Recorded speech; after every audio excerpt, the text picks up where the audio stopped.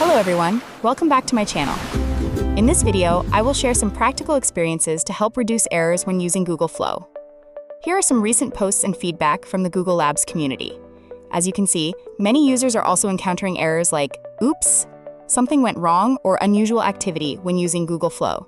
In GLabs automation, these errors are usually displayed as error code 403. I want to show you these images first to let you see that this is not an issue happening only to you. Many users in the community are also experiencing the same situation.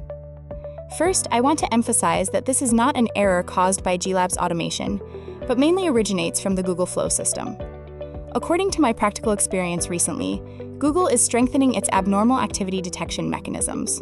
However, at certain times, this mechanism is overly sensitive, or sometimes detects inaccurately, causing even normal users to encounter these error messages. Therefore, the methods I share in this video are only temporary workarounds, drawn from my practical usage process while waiting for Google to optimize, and for the Flow system to operate stably again. Currently, the two methods that work best for me are using Proton VPN to change the IP address and using anti-detect browsers like GoLogin or GPM Login to reduce the chances of being marked as abnormal activity by the system. Now I will guide you through each method one by one so you can apply and choose the most suitable solution. First, we go to Settings and open the Authentication Settings section. Here, there are still two authentication modes, built-in and extension. In this video, I will focus on the extension mode. First, open the browser you are using where the authentication extension is already installed. Next, go to Extension Management and temporarily disable the GLabs Automation Auth Helper extension on that browser, as shown in the video. Now we will try two solutions by installing this extension on anti-detect browsers. The first one is GoLogin. You can absolutely use the free version, which I am currently using as well. I will leave the download link for GoLogin in the description below the video. After installing, create a new profile. For the profile name, you can name it whatever you like, as long as it is easy to remember and convenient for future management. In the proxy section, set it to not use a proxy. Actually, I am not sure of the exact reason, but on Windows, if you enable the proxy, GoLogin cannot connect to GLabs automation, whereas it works normally on macOS. This might be an issue from GoLogin's side. The extension section can be skipped. We will install them later. Then click Create Profile and open the profile you just created. Once the profile is open, we will go to Extension Management to install the authentication extension of GLabs Automation. Open the Chrome Web Store and search for GLabs Automation Auth Helper. Open the extension and click Add to Chrome. I will also leave the direct link to the extension in the description for your convenience. Now return to GLabs Automation and try authenticating. If the token OK message appears, the installation process was successful. You can also create multiple different profiles. When the error reappears, simply switch to another profile, or change the browser fingerprint of the profile to try again. In GoLogin's profile settings, you can flag this extension to be permanently marked. When creating new profiles later, the extension will be installed automatically without you having to perform the installation step again. For GPM Login, the process is almost identical to GoLogin. You just need to watch the video, and you will be able to do it because the steps are almost exactly the same.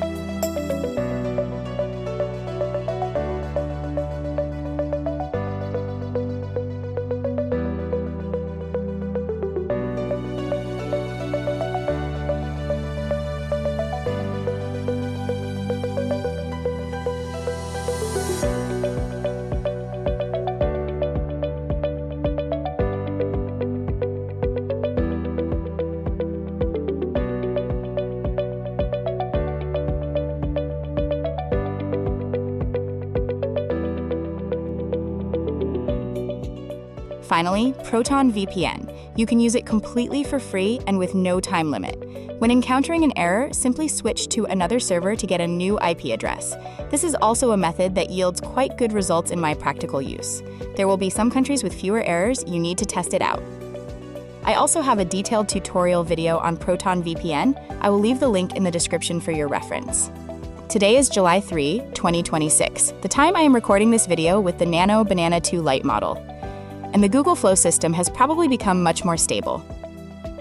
During my testing with about 200 prompts, I only encountered errors about 3 to 4 times.